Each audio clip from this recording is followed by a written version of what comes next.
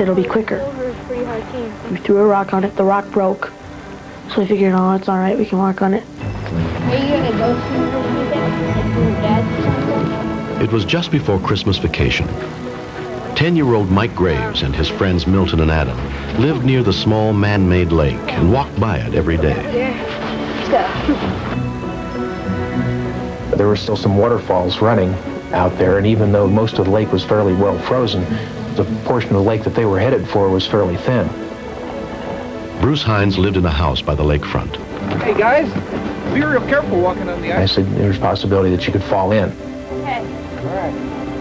And they just kind of looked at me like kids do, like, who is this guy? And I just figured, well, that went right on by them. We gotta go to Orange Lake. Yeah. We went under the bridge, and then we got onto the shore, because it's really not the best place to walk. That's what I got, though. Get out of the baseball. Oh, cool. Yeah, it's an awesome game. I'm gonna go to the gym for specials. Yeah.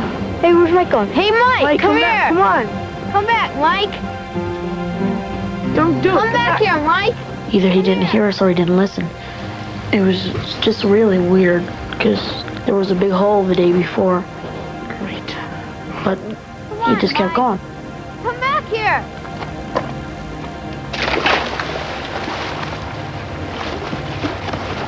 Help! Help! I'm just screaming for help and thinking he could die. And then Milton tried to go get him. Help! It just really freaked me out, because I had never seen anything that scary before.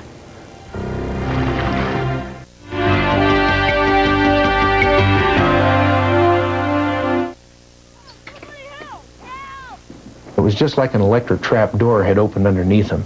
And I knew that with the temperature that day, maybe 10 to 15 minutes is all that they'd be good for. I was right near the phone, so I dialed 911 and just handed it to my wife as I ran out the door. As Jane Hines headed outside, Milton managed to find a solid section of ice and climb out. But Mikey could not follow. We're calling for help! Arapahoe emergency. Hello, can I help you?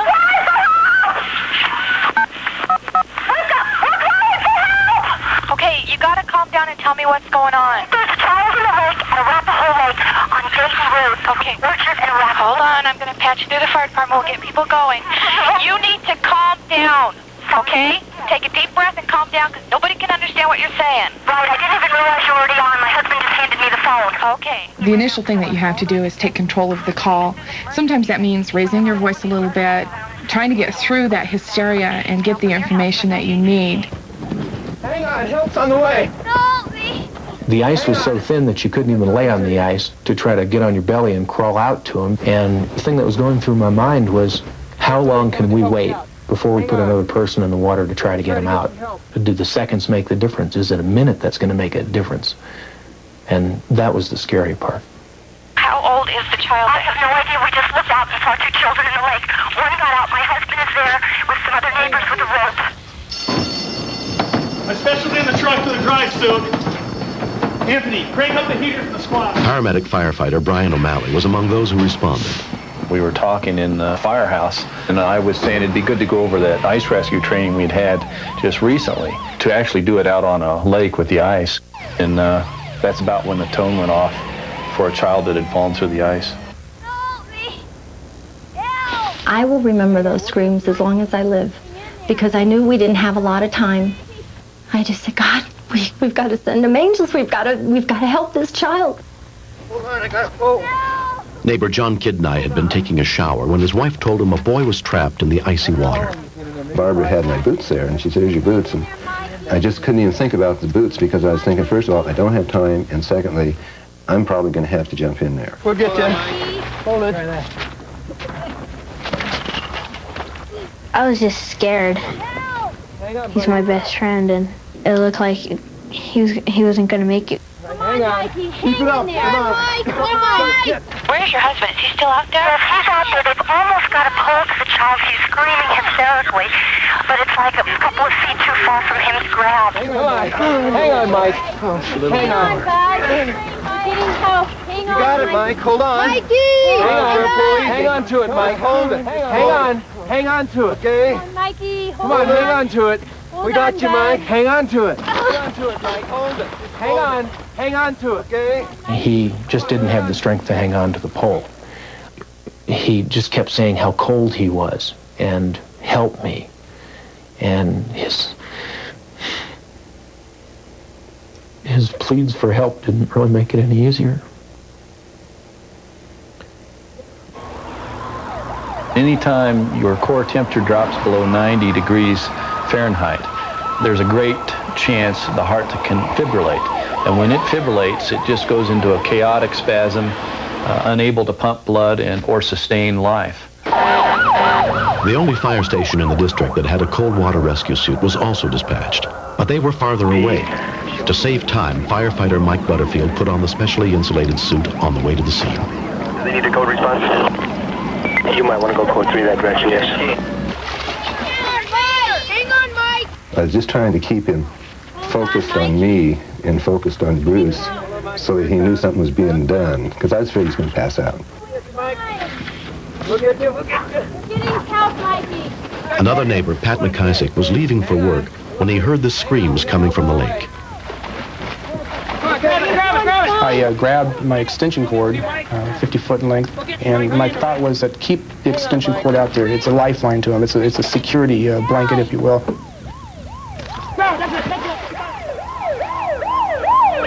The first rescue workers got to the scene less than 4 minutes after the call. He had all his winter clothes on when he went into the water, and clothes have a way of trapping air pockets and keeping you somewhat buoyant. But all the while, the water's filling up those air pockets and going to become an anchor pretty soon.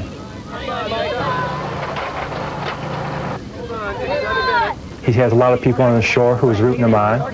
He saw a lot of that positive, yes, you can do it, we believe you can do it. And that possibly gave him that extra strength or moments to hang on.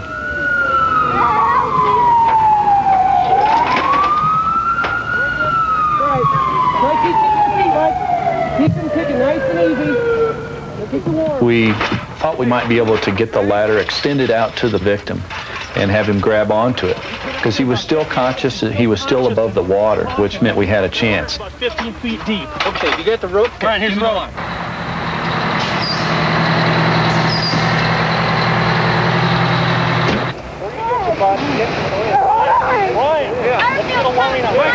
You got the dry suit. Come on back. Come on back. Come back.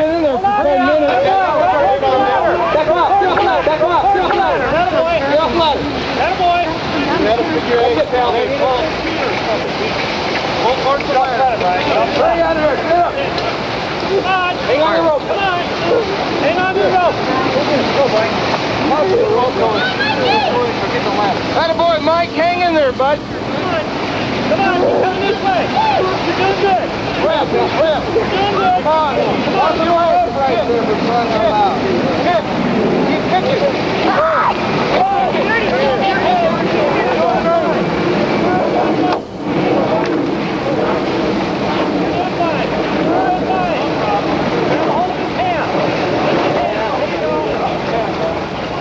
His face was just a face of terror.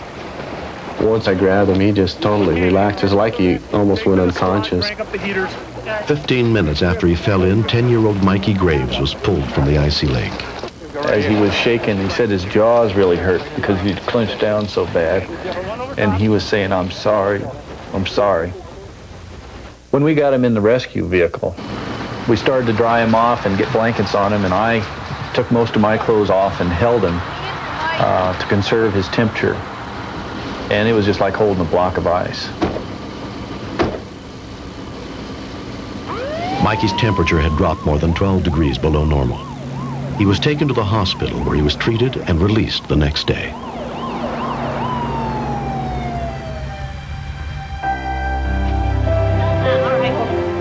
I feel like I'm a lucky kid because they kept on encouraging me and they did a lot for me.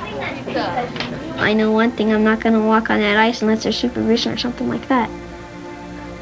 Mikey's mother, Helen, also can't forget. The first thing he said to me is, you know, I love you, Mom. When I look at him, he's got the sparkle in his eye, and he's the whole barrel of fun, you know. I'm just glad that he's here. he is still the same old Mikey to me.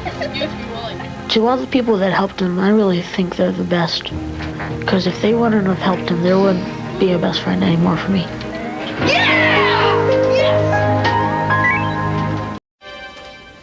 Often the best source of hope in a crisis is people committed to doing whatever it takes to try and save a life.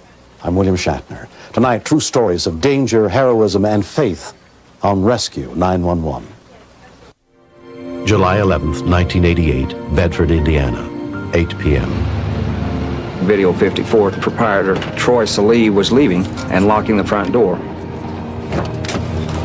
Any chance we still rent a video?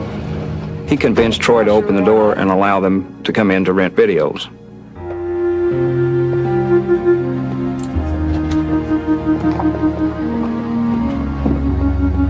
Three of the men accompanied Troy inside. Hey, what do you got over here?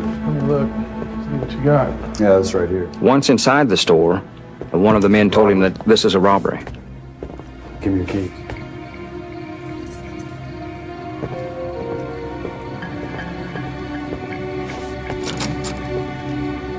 Open the register. Hurry up!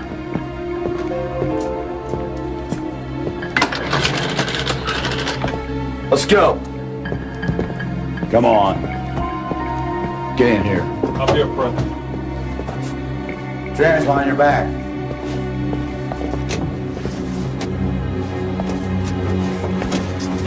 Tilt your head back. Tilt your head back! Ah!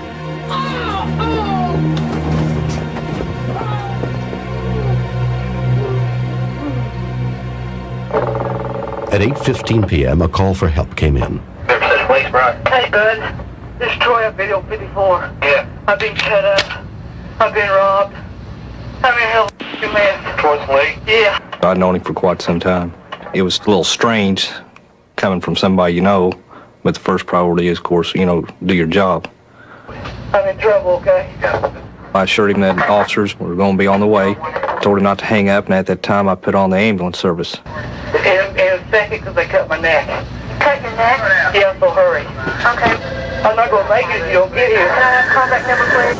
Okay, where's the... Dispatcher Brian Turpin put out a call over the police radio. Okay. 131 Bedford. Have a 911 request for police. Video 54, Lincoln Plaza. Subject's been robbed. Okay, I'll send them on their way. Please hurry. Ambulance service hung up, and so did Troy. I tried to call back, nobody answered, so I locked him in on our 911, so all he had to do is pick up.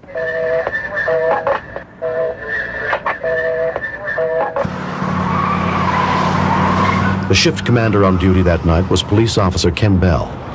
As we entered the parking area, Mike Ragsdale, my senior patrolman, went to the front of the store, and we cruised through the lot checking to see if anybody's running away that might be involved in this robbery. Officer Mike Ragsdale headed for the front door. 3133, front secure. I looked around in the building through the door and windows, and I couldn't see anyone. The door was locked. You're hyped up, you're trying to get everything you can, and you can't get any information if nobody's there.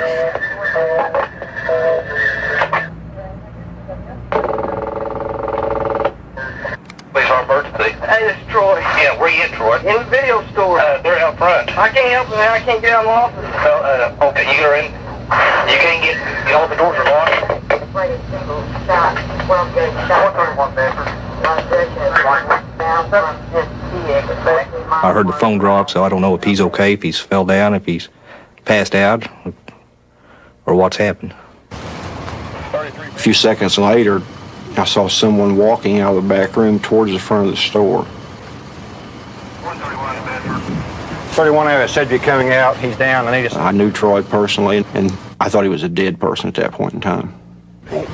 I think I semi-panicked, and the only way to get into him was to break out the door glass, and we were not having any success, even at that. 33 Bedford, send me a fire unit down here. So at that time, I called and asked them to send a fire unit there. Officer Ragsdale called me from the front of the store, and he advised that he needed assistance. The subject has collapsed on the floor. I know him. He owns this place. I stepped over the curb and looked inside, looked like he soaked blood, and wasn't moving at all. He was just motionless. My adrenaline was really pumping. and I thought time was against us. So I told Mike, just stand back, I'll get us into the store.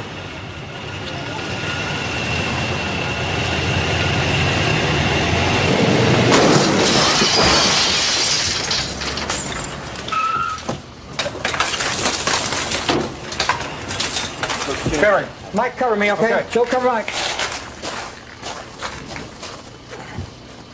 He was just laying there lifeless. Bedford City Police, Ken Bell. I took my hand, I put down to his neck.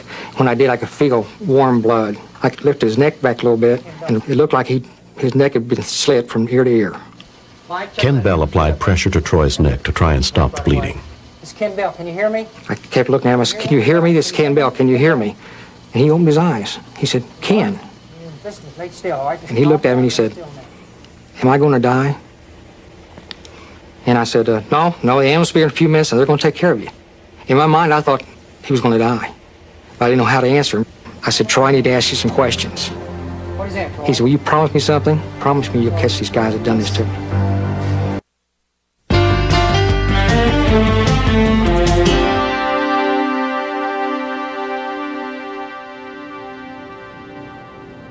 When police officers found Troy s03e lying on the floor of his video store, he was bleeding to death from multiple stab wounds suffered during a robbery.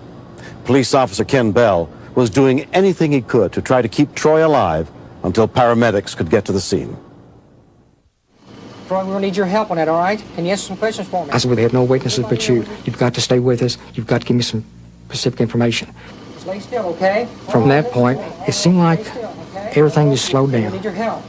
Can you tell me what happened? I asked him how many were there. He said there was 4. One of them had a gun, one of them had a knife. What kind of car was it? I said, can you tell me anything about the car? Silver. It was a silver car, you know the year? I knew that'd be important because if it was their escape vehicle, then we'd have to have a description of the car. What was it, a 78 Chevy? 78 Chevy Malibu. Okay, 78 Chevy Malibu. Is there anything, think a minute, all right? I said, can you tell me anything about it that might help us identify it right away? And Troy said, yes, it's got a temporary dealer plate in the back window behind the driver. And I was just amazed that this man is laying here with all these stab wounds in him, and he can sit there and give me this information. The EMTs are here now. Here comes the ambulance, all right? One of the first paramedics on the scene was Sherry Hansen. He had multiple stab wounds. After we hit about 20, we stopped counting. We also found a sucking chest wound. It was an indication that he had a puncture into the lining of the lung. Okay? Got non-rebreather going. Need you to fight, all right? Detective Commander Paul Endress arrived and took over the investigation. Once I had the information about what had happened and I saw all the blood inside the store, my thoughts were we were dealing with some very ruthless and gruesome men. We needed to get them, and we needed to get them fast. Ken relayed the information gathered from Troy back to headquarters. Turpin, this is Major Bell. Got it. At that time, I dispatched it to the other communities, so everybody, north, south, east, and west, get the communication. Requesting to investigate reference armed robbery occurred in this city approximately 30 miles away in Brownstown, Lieutenant Paul Starr was on routine patrol.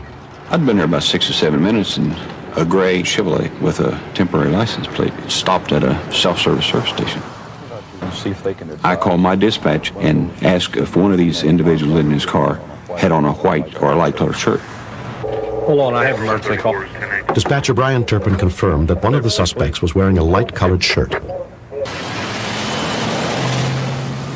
36, 25-3. I believe this is a suspect vehicle. You might give me some backup started this way. When Troy's parents, Marge and Bob s03e, showed up at the scene, officers would not allow them to enter the store. I figured they wanted to keep me out of there because there was no life left in him. I was just paralyzed nearly. It was an eerie feeling. I did not let go of his neck because we thought that possibly he had gotten into the jugular vein. So I requested that dispatch contact the 2 surgeons and have them into ER stat.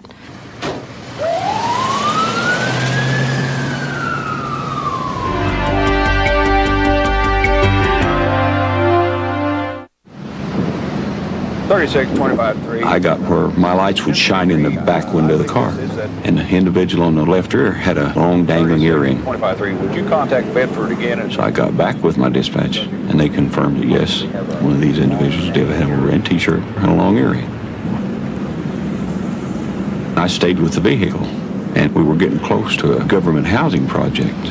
So at this time I said, best give me some help as soon as you can. If they get out of this car and get in this project, we're in for a shootout. At Bedford Medical Center, Troy's mother finally got to speak to him. He was worse than I thought he would be. I kept saying to myself, you can't cry. You know, I thought if he sees me crying, he's going to get all excited about this. I just stood there and I said, you're going to make it. And he said, I'll make it. And then he said, I love you guys. I kind of thought, you suppose that's the last time he'll say that?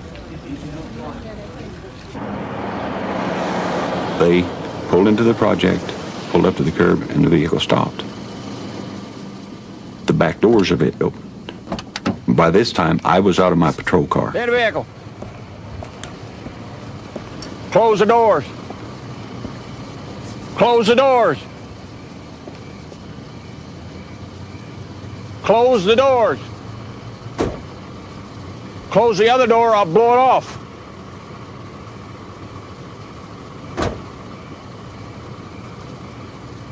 I was thinking to myself, I hope they don't get out, because if they do, I'm in trouble.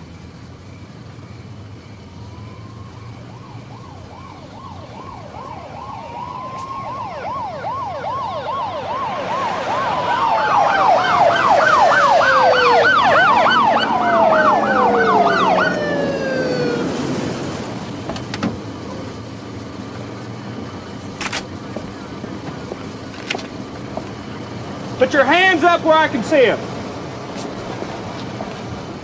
We found not only the gun used to hold on Troy, we also found the knife used to cut Troy's throat. In the back seat, we found the billfold stolen from Troy. Also found in the car was evidence linking 3 of the suspects to the kidnapping and murder of a young woman in Kentucky. All of the men are currently serving long-term sentences at Indiana State Prison. The apprehension of the suspects was successful not only because of the cooperation of all the police agencies in the area, but also because of the heads-up play of Troy.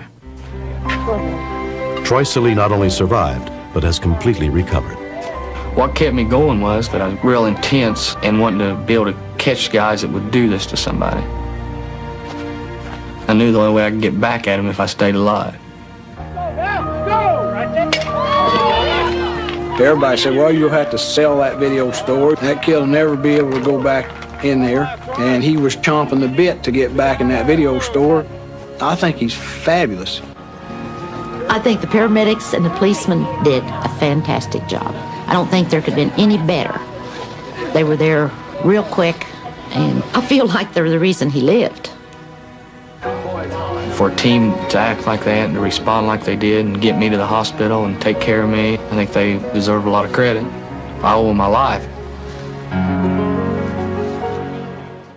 It's a shameful truth that our country has one of the worst infant mortality rates of any industrialized nation. Last year, 1 out of every 115 babies in the United States died within the first 4 weeks of life.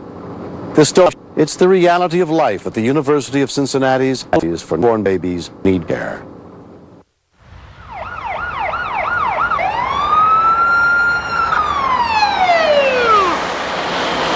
A 7 months pregnant woman is being rushed to University Hospital. Baby girl right here, a baby girl. Where is she? There have been babies born for millions of years before there were physicians to help in their care, and many of those babies died. Here, pink and breathing and crying. Just show me the way. We got a baby right here. Here she is. Call PEDS. 333, call PEDS. Okay. There you go. The 3-pound, 2-ounce girl was 7 weeks early. But though born in an ambulance, this premature baby was lucky enough to have no major problems. Right there. The next night, 18-year-old Heidi Sawyer is in the advanced stages of labor, 2 months before her due date, with her mother, Kathy McCarley, at her side. When they said they were going to take her right then and there, I got upset. How you doing, Heidi? Good. Dr. Robert Jacobson must operate to save her baby. Heidi's baby was in a breech presentation. That means the butt was first. Because the baby was premature, we would normally perform a cesarean section to prevent birth trauma. Okay, here comes your baby. Baby's bottom's out. There you go. Right here. The doctor will tell us what it is in just a minute. Here we go. It's a little girl. 740. 740, okay?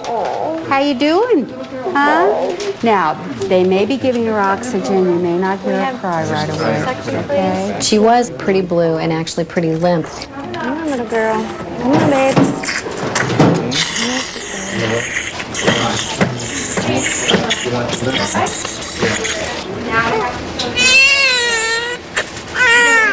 A crying baby is a baby that's breathing, and that's always a real welcome sign. Do you have a name for her? Yeah. What is it? Destiny Renee. Destiny Renee. Very pretty. Premature babies will often do well for the first few minutes or so and then develop more respiratory distress. You know that their lungs aren't mature. We've given you some medicine. It was really hard because I wanted to hold her. I wanted her close to me. Now, the pediatricians are going to take her to the nursery. I didn't know what to think, if she was okay or not.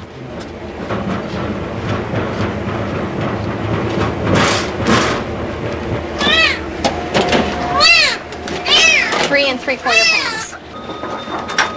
Because Destiny's lungs are not completely formed yet, as with most preemies, the risk of infection is great. We'll keep an eye on her. When we continue, you just want to do your best because here is someone's child and they need you, and you want to do everything that you can and that you've been trained to do.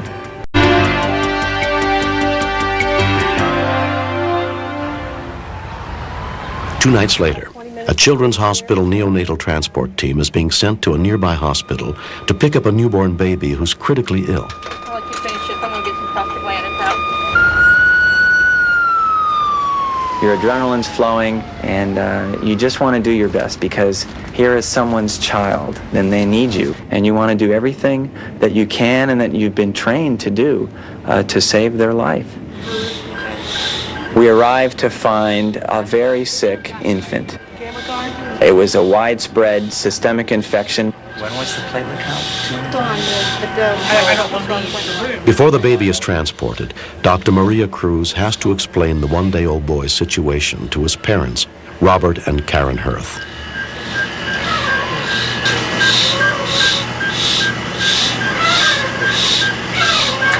You never imagine it happening to you. You could tell on their faces that it was bad. I mean, you can tell by the way they were working on him that this baby was, I mean, who knows if it was going to live or not.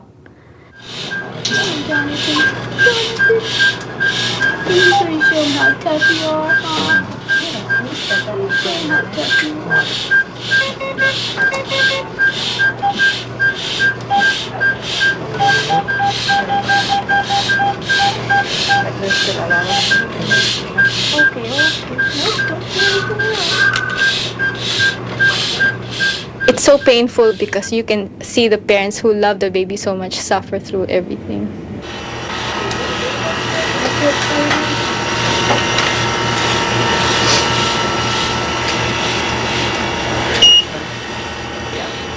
When we moved him over the isolette, he was like a limp rag. There was no fight to him. He wouldn't flinch. He was going downhill very fast.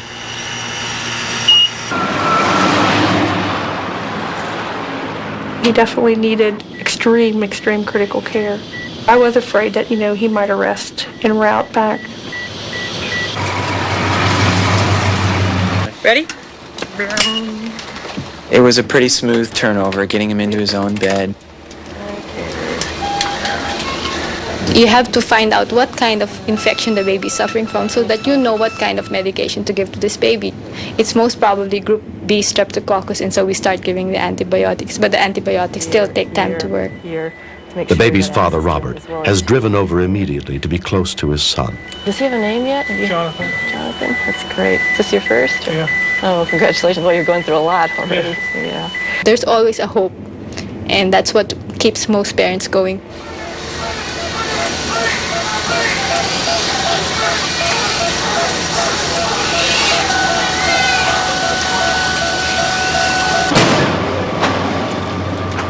That same night, another critically ill newborn is transferred to the neonatal unit of Children's Hospital. The baby had been born unable to breathe on his own. This child was born with a defect in his diaphragm. Surgeon Victor Garcia takes over the care of the infant Cody Bullock. When you have a defect there, those organs that are normally in the abdomen can find their way up into the chest, and it interferes with the development of the lung. One has to do an emergency procedure, otherwise that child will suffer a premature death.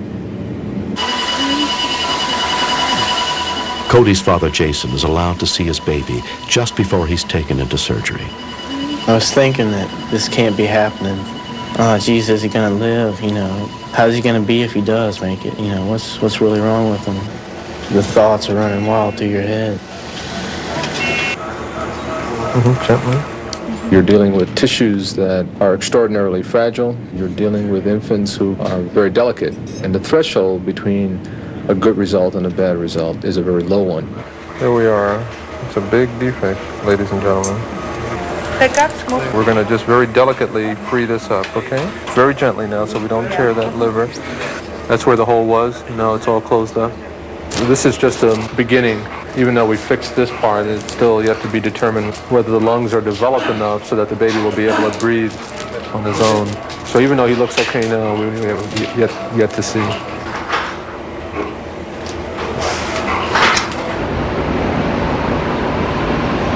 Two days after her birth, 18-year-old Heidi Sawyer's premature baby is doing much better, but must remain in intensive care. When I go to sleep, I think about her. I think about how her life will be when she comes home. And I want it to happen now instead of waiting. I want to get her home. I just hope that she lives a normal life. I love her. I know when I get her home, I won't put her down. 1 week after his birth, Jonathan Hirth is still battling his Group B streptococcus infection.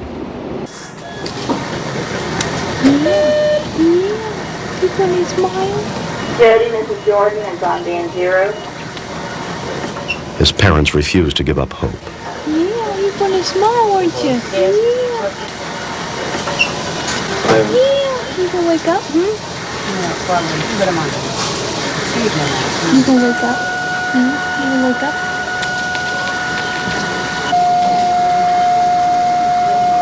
You gonna start breathing, huh? You gonna start it? You gonna try, huh? You gonna try? The doctors or the nurses says he can hear you and feel you, so we just sit there and talk to him all day and play with him all day and just make sure that he knows that we're there. See you moving your eye a little. Yeah, I see that eye moving. Come on, grab it. Just let him know we're there and we care for him, and hopefully he'll respond a lot better, knowing that he's got some loving parents waiting for him to come through. The next day, Dr. Jonathan Wispay gives Karen an update on her son, Jonathan. What they had feared most has happened.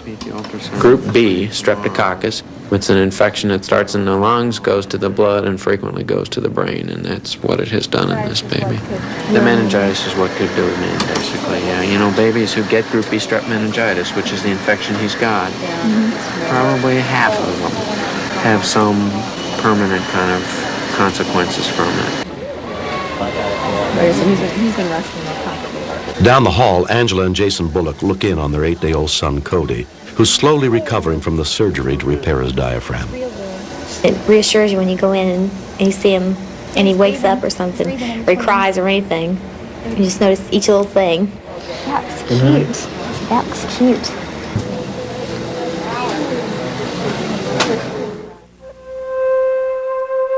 One month after Jonathan Hirth was born, Karen and Robert's son died as a result of the severe brain damage he had suffered.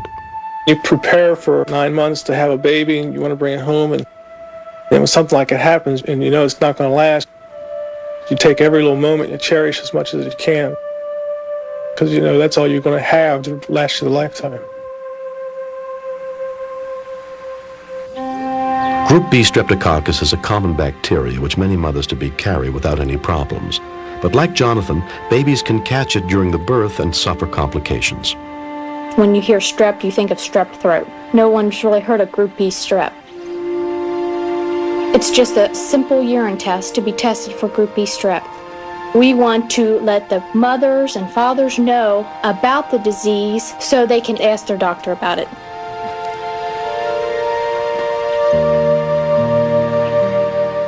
We had a son and he was taken away from us. The pain gets easier as time goes on, but it's still there. He was my first. He will always be my first. The other kids that we will have, they will know that they have a little angel up in heaven. I'll never forget him. A few days after her original due date, Destiny Renee Sawyer finally went home. Although she was born 7 weeks premature, she's now a healthy baby girl. They took good care of Destiny. She's just a joy. I'm glad to have her home. Watching her grow up makes me happy. She does a lot of things that'll amaze a person.